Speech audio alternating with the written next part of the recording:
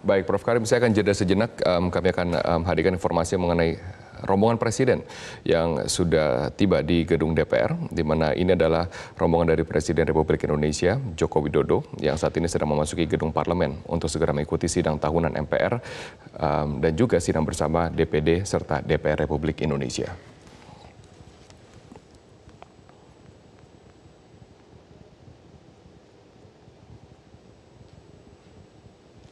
Pada kesempatan kali ini Presiden juga nanti akan menyampaikan pidato kenegaraan yang juga akan berisikan mengenai perayaan HUT Kemerdekaan Republik Indonesia dan juga capaian dari kinerja lembaga-lembaga negara dalam pidato tersebut.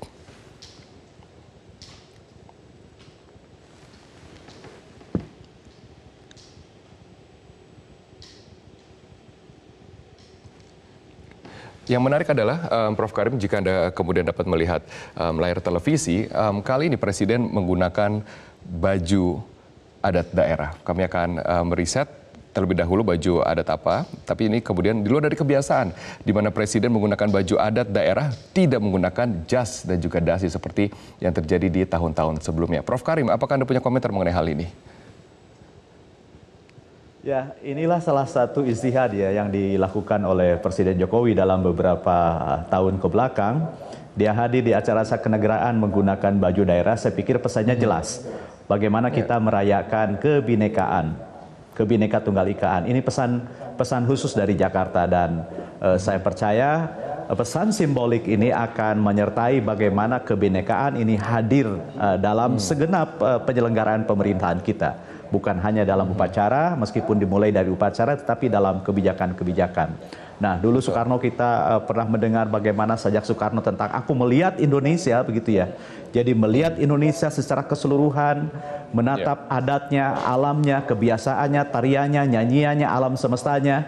Jadi satu wawasan kebangsaan, satu keindonesiaan. Ini pesannya, menurut saya ini penting. Karena apa? Karena kita disatukan bukan oleh kesamaan, tapi kita disatukan oleh kemauan bersama untuk hidup sebagai bangsa Indonesia.